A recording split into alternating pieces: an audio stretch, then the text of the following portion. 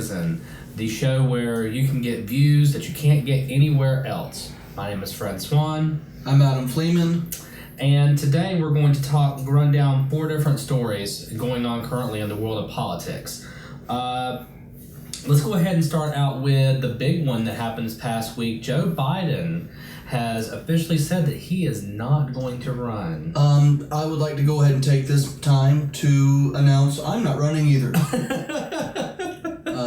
Because now apparently we have to announce when we're not doing something. I think that there is less controversy over you not running than over Biden. I'm just saying. Are you running? You know what? You might as well say it. You know what? My exploratory committee on running for president is still out, so I'll let you know. Well, maybe CNN will put you in there. Hey, you know what? If Lincoln Chafee can run, I can run. Feel the chafe. Feel the chafe. That's a hashtag that's not going anywhere, especially now that he's out as well. But the thing about it is, Biden... I love Uncle Joe. I love him so much. But he hasn't really wanted to run, honestly. But the media, he wanted to run, he didn't want to run. But the media has kind of really fueled it because, my God, they want him to run so bad. In fact, he's been in every poll up to this point. In fact, I was looking before the show at Real Clear Politics poll aggregator just to kind of get a feeling for what this news would do to the polls, and there wasn't a lot there because up until from the October 18th window of polling, he's still in there, skewing the numbers. So there are a few more that are there now, but why was he there? I'm sorry, but when I look at it, it honestly looks like he was put into these polls to draw attention away from Hillary Clinton. And I see that and I think about how much money corrupts our information. Mm-hmm. The day of the debate, I don't know if you saw, CNN had sold 90 seconds worth of airtime to a super PAC for Joe Biden. He's not even running, he's got a super PAC? Right. This is too much money.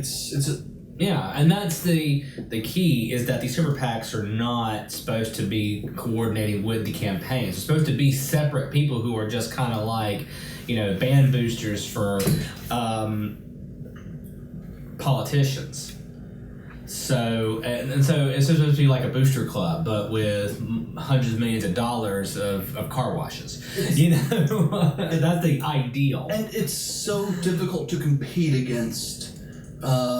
Like Joe Biden, I don't know how much. I'd like to look and see how much this super PAC actually had. They had enough to purchase a 90-minute time slot for a commercial on CNN the day of the debate. Those time slots did not come. I think you mean 90 seconds. Yeah, 90 seconds. Right, but yes, those are hugely expensive, especially because they knew this was going to happen because the 2 Republican debates beat the all-time debate ratings by a factor of 5. Like, it was 5 times more ratings. Like, I think the previous was somewhere around 5 million. Mm-hmm. The Republican debates this year hit 20 and 25 million. So they knew that the Democratic debates, while they weren't going to have quite the draw because they didn't have quite the spectacle, they were still going to draw a lot. And their time was worth money. And they did drew in, I think, 15 million, something like that, was their ratings and viewers. And so, yeah, that was a very expensive thing. Well, I will go ahead and say that looking at the polls, it's hard to say because Real Clear Politics before had national Clinton 48.2, Sanders 25.4, and Biden 17. Iowa, Clinton 43.6, Sanders 36.6, so a little closer in Iowa than nationally, and Biden holding at 17.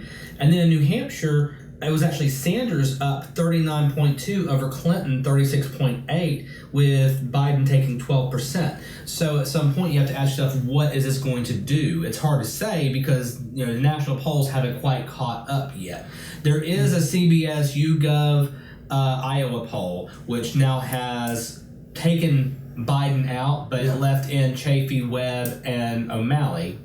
because they hadn't said they weren't going to run yet. Which, by the way, they can have their 3% together. Yeah. They can share that. Yeah, it's about 5% altogether. In case anybody doesn't know, this week as well, Jim Webb said he was going to not run, and Lincoln Chafee, mercifully, killed his campaign. So the American standard system is here to stay for now. Don't worry about going to the metric just yet. No. We're not going to the metric just yet. We'll just be our own little island of measurement.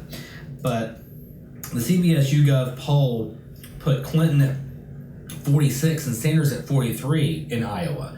So that's not an apples-to-apples comparison, because I was talking about the Iowa poll with the Real Clear Politics poll aggregation versus a single poll from CBS YouGov, but it's close enough where you can look at these two Iowa races and see that it looks like if that holds true, Clinton got somewhat of a boost, Sanders got a way boost by Biden going out. So you have to ask yourself, how many people really just loved Joe, and how many people wanted an establishment candidate that was an alternative to Clinton? Now, Joe Biden has had lots of nice things to say about Bernie. Sure. Is he going to get the nom? Is he going to get the head nod? Is Bernie going to get the head nod from Joe Biden? Or is he going to go with Clinton? That's really hard to say, because Clinton has gotten almost all of the Washington. Well, of course she is. She's gotten almost all of the Washington endorsements. Almost all Democratic representatives and senators have come out being pro-Clinton. And I like Hillary Clinton. Don't think that when I'm all happy about Bernie Sanders is that I don't like Hillary Clinton. She is a candidate that deserves to be respected. I just happen to like Bernie Sanders a little bit more. I trust Bernie Sanders a little bit more. I think that he actually believes in what he says. Any other candidate, and I include the Republicans as well, I don't feel like they mean it when they say it. He's the only one on the entire stage I feel really means it. I'm not sure about that. Well, Ben Carson means it when he says it. Ben Carson believes what he is saying. Ben Carson believes what he is saying. I honestly think that Ted Cruz believes what he's saying to some degree, and I believe that Marco Rubio believes some of the things he's saying, because they're just so counter. They hurt themselves nationally by going there. I go with the exception of Ben Carson, like I said, he's the only one. But like Ted Cruz and Marco Rubio, they almost sound like that they're reading straight from the Fox News playbook sometimes. Of course they are. So because one, they are trying to reach their base, but two, these people are very highly rehearsed. They've got campaigns and campaign managers and already speech writers, and they're very prepped and very polished on the talking points. And that's what removes the sincerity for me. And I think maybe it's because Clinton has had so much polish that the sincerity has just been buffed away completely. And I look at her like any other politician, and I say, you're kind of full of shit. Because every politician that's ever really been around is kind of full of shit. There's two right now that seem like they're sincere. Bernie Sanders is one of those, and I'm really excited when I see him run. He doesn't have a lot of money backing him up. You know, it's incredible that he's doing as good as he is without a super PAC and without the money. And when we come back, I want to talk about this plan that he has with our post offices. I think it's a pretty good plan. Okay, so socialism at work for you when we come back.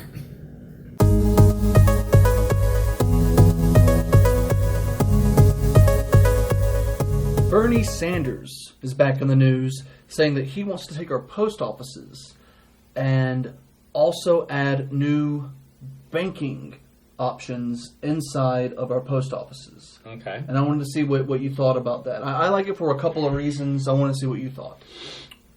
Well, our post offices have been dying, but they've been a linchpin of conservative ire, because they are seen as the government doing business that now private industry can do. And at a cost. Right. Yeah. And so they have actively sought to tear down the post offices, which is why post offices now are losing money all the time, despite the fact that they provide such a great service, it's not because And stamps it's not because stamps cost so little, and it's very cheap. Cheap. It's not that stamps cost so little and they should raise prices or be in the market or anything like that. It's because Congress made the post office forward pay for their pensions up front, which nobody does. Nobody takes a sum of money, puts it up front, and pays for it. They put up a certain amount. They have a capital requirement that they put forward, and they put it with a pension trust. But Congress made them pay, it was several $100 million that they had to take out of their operating funds and put towards their pensions. And people still love their post office jobs. They're highly sought after and hard to get. Yeah. So they love the post office jobs. But I like what he's doing here because it does offer a service that we can already offer without having to pay more into our system. And it's really just allowing people who don't have enough money to get a free checking account. Where you have to pay the money in and have at least a balance of this amount. People can actually cash their checks here without having to go to these high interest rate cash your check here place, or to use the title loan places to get your checks cashed where they take 10% of your... This is a great idea using infrastructure that we're already paying for. And you're just going to agree with me on this the whole time, aren't you? Well, I'm nodding my head because just to take in your point, I would say that there are a couple of things that you have to think about, which I'm sure he has, but I would love to look at more in detail about his plan.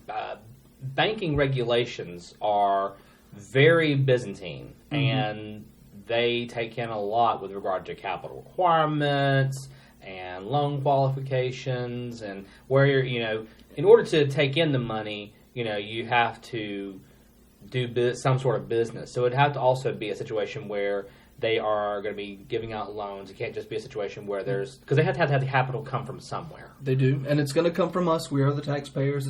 And it could even come from the post office budget, so that they could have their own budget to have these two things intertwined.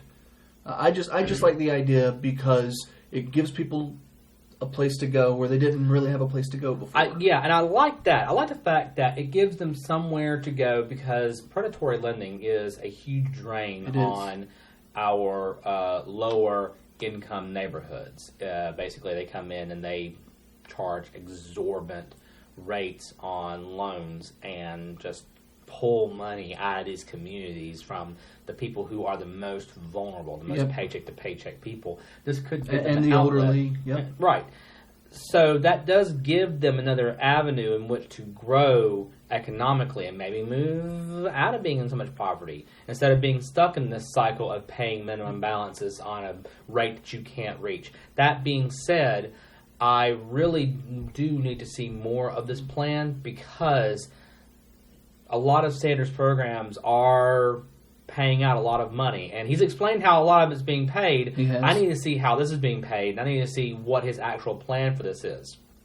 Because as of right now, it doesn't really feel like a plan. It feels more like a concept. Maybe he'll just be the best at turning post offices into banks.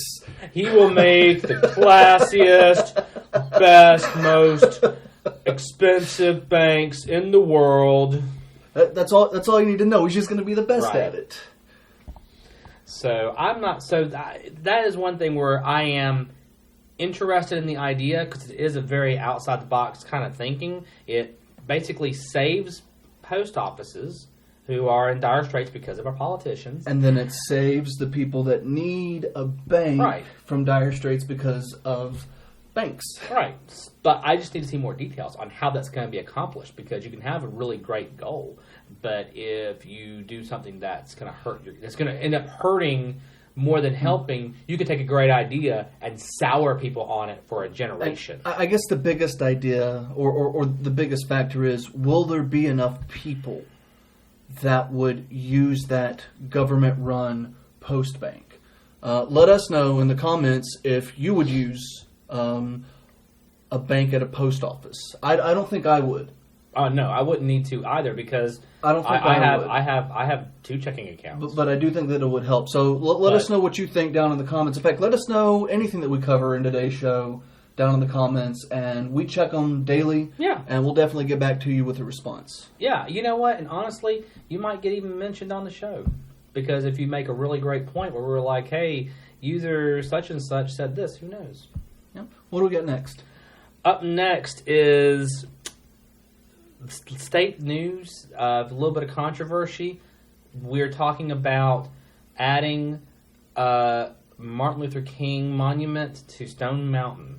All right, well, right back with that. Right.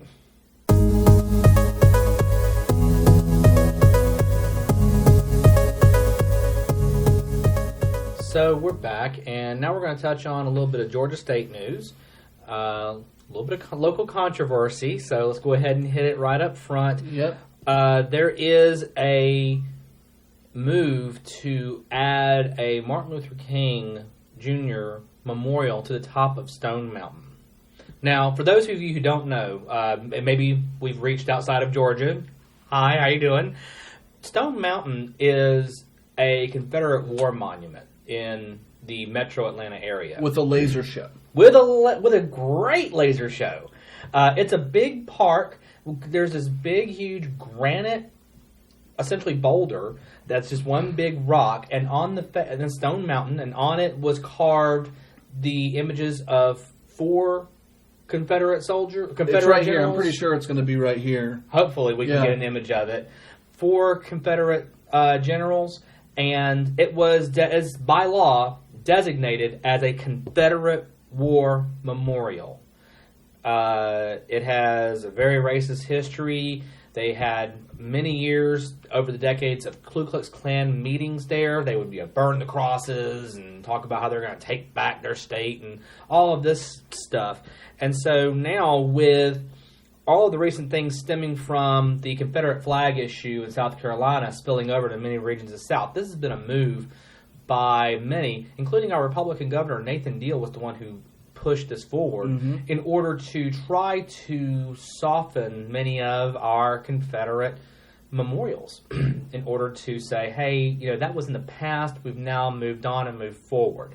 What is interesting, and I'd like to hear your opinion on it, but I just want to go ahead and say what's interesting about this is the strange bedfellows that this particular controversy has made, because Confederate War heroes and Confederate War supporters, Sons of the Confederacy, Ku Klux Klan organizations have all said that they adamantly oppose this. But you know who else opposes this?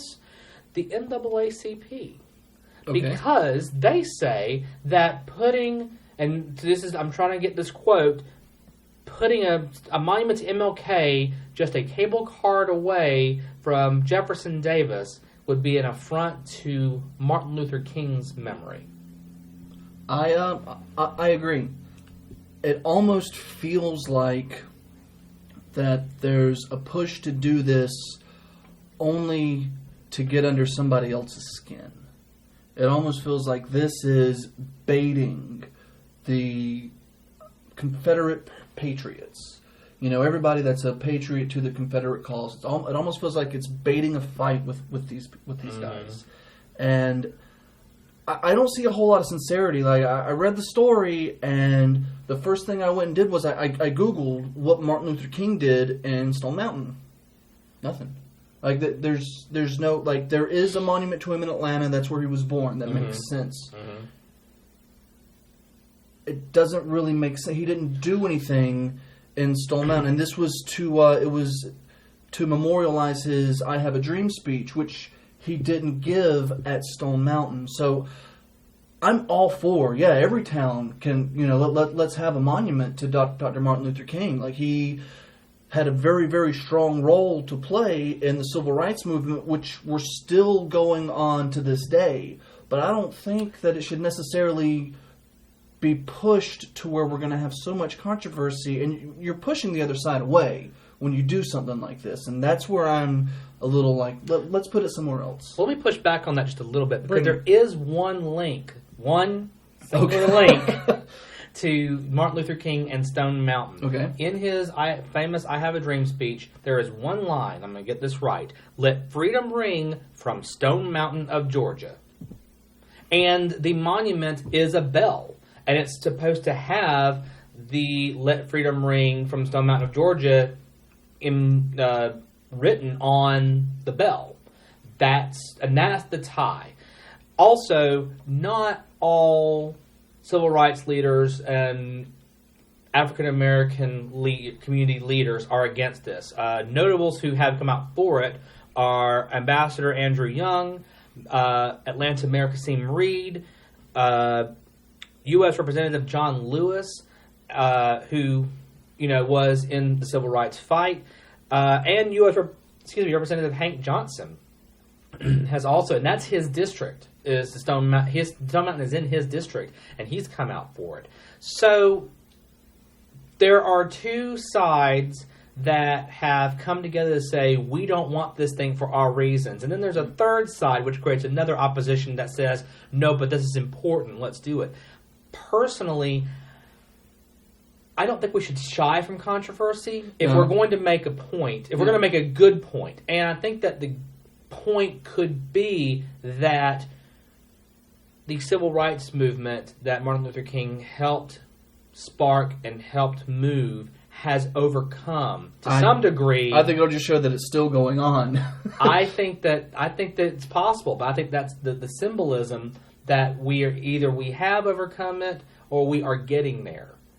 And I think that could be important. Now, I'm not saying that I don't think that Nathan Deal isn't doing this for some politicized reason, political, pragmatic reason, because this was a big hot topic just a couple of months ago, and it does make us not look as backwards. The other thing that I found interesting about this, other than Martin Luther King saying one thing about Stone Mountain, and let's put a monument here, the other thing was I actually looked up if there were any laws specific in Georgia to Confederate monuments. I couldn't find anything except for this story. This was the only thing that popped up through Googling, and I wonder if maybe it just falls under a different public works law, and we're calling it Confederate Memorial Law, so I'm pretty sure there's a loophole somewhere where this thing isn't protected by some special sovereignty to the rebel flag. This is probably under the Parks Law somewhere, and I will pretty sure we can add whatever we want to, because as taxpayers, we pay the taxes to hold the upkeep on these places. Absolutely.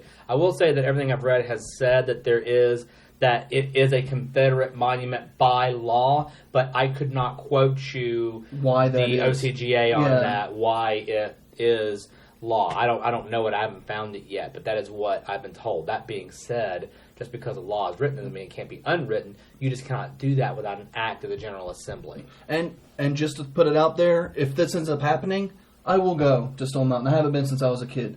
I will go. I just hope they also add him to the laser show.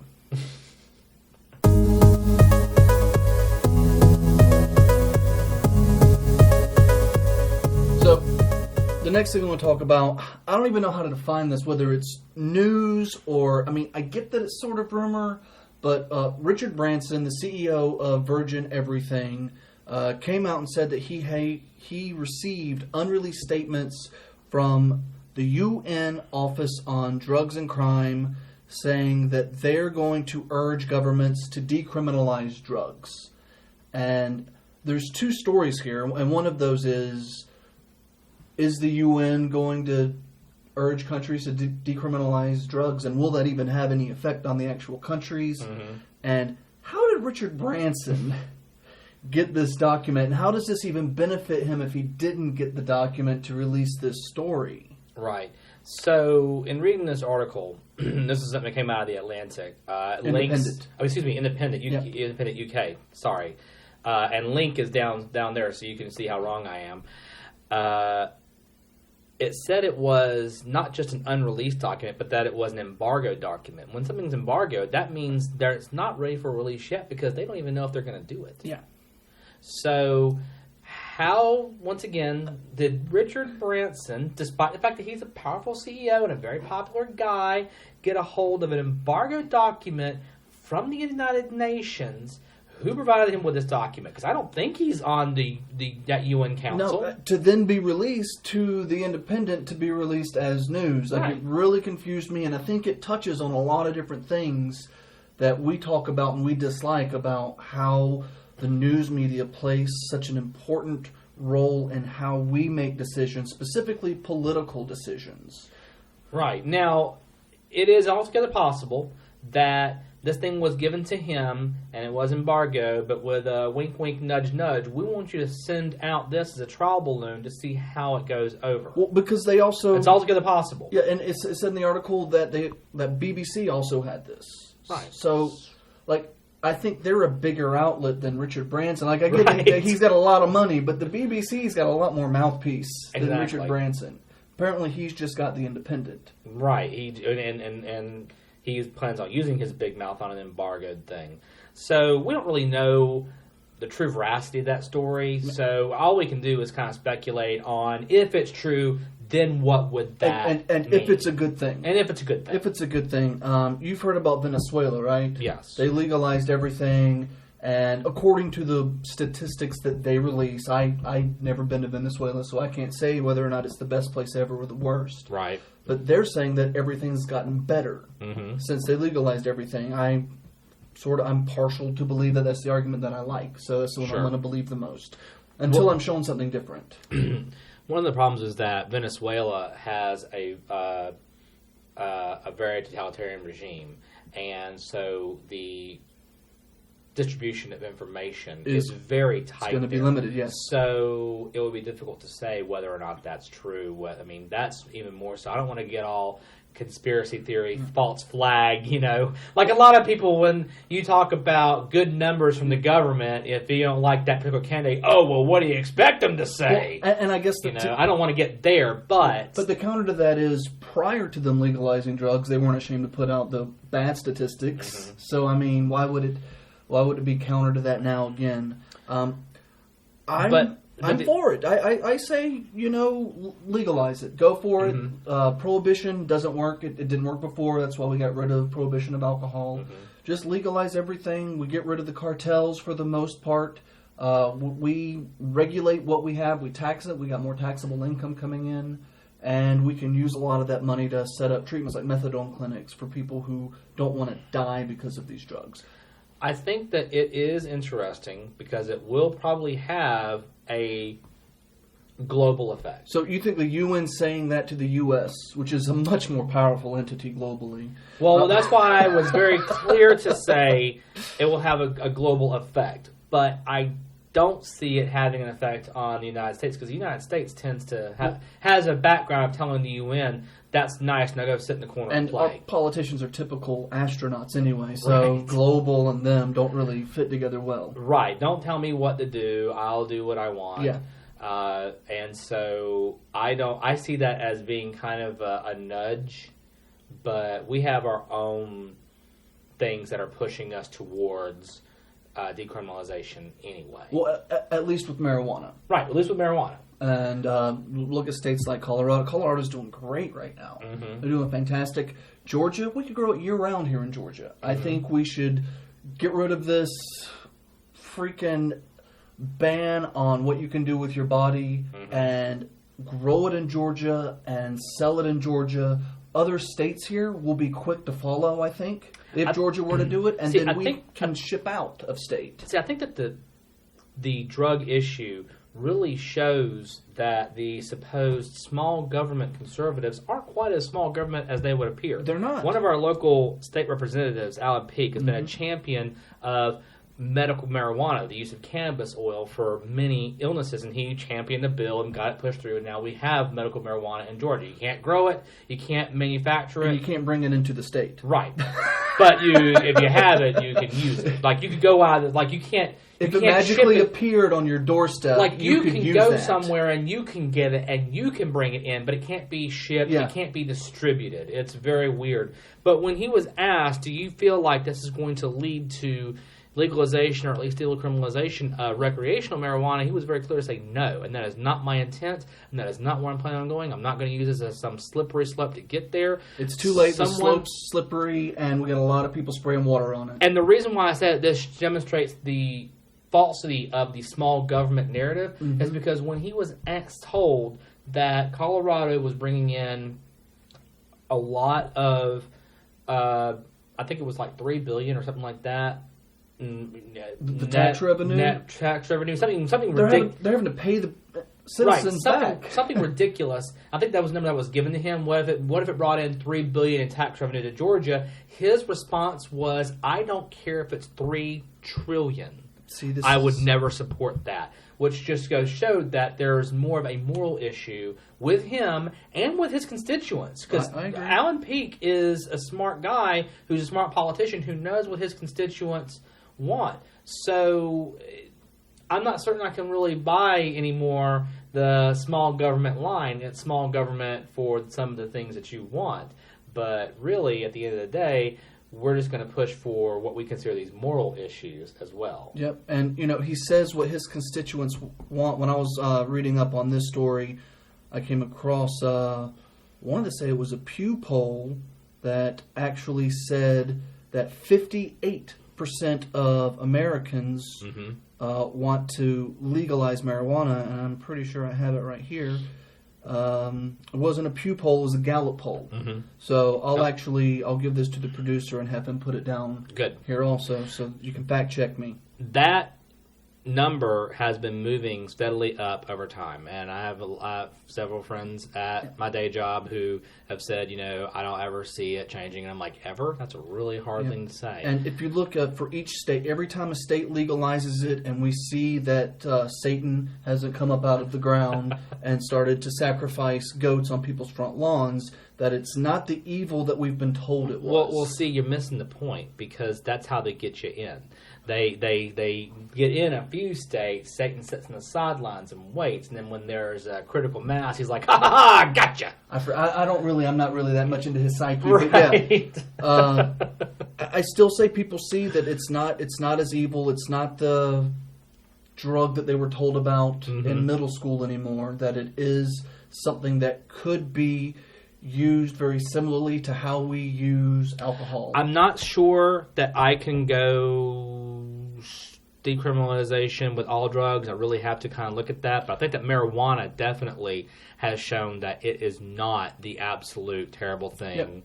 So, like I said, there's a lot going on with this story. There's a ton. We're going to cover this a lot more as it goes on. We're going to look into what's going on with Branson and see if this thing actually comes out with the UN, because he could be full of it. Or he could be totally crazy. He could be crazy. He could be full of crap. Yeah. Or the person who gave it to him could be full of crap. We don't know. So we're going to follow that as it goes on. I know you're going to keep a very steady eye on it. Always. And we'll know what's going on with that. All right. Well, there's another one down, Fred. Yep.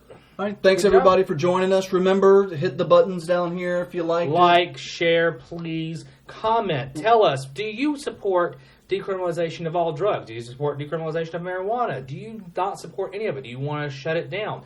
Any of the stories that we have covered today, let us know what you think. Do you feel the burn? Are you really ready for Hillary? Or are you just like, these Democrats are crazy, give me a Republican any day? I would really love to hear from some Trump fans out there. I don't even know if they really exist. They exist. I know they exist. My Facebook says they do, but I haven't seen any in real life yet. So thanks again for joining us. So one thing we didn't want to say before we went out, we will again be live tweeting the next debate, the Republican debate, which I'm really looking forward to since we haven't had a chance to cover that yet. That's going to be on CNBC on October 28th at 8 o'clock. We're going to start just a little early, getting into the Twitter stream, and you can follow us at Fred Swann and at St. Riffraff. And they'll probably be down here somewhere. Yeah, too. They'll be in the annotations as well. So follow us there. You can follow us anytime on Twitter and on this channel. And thank you so much.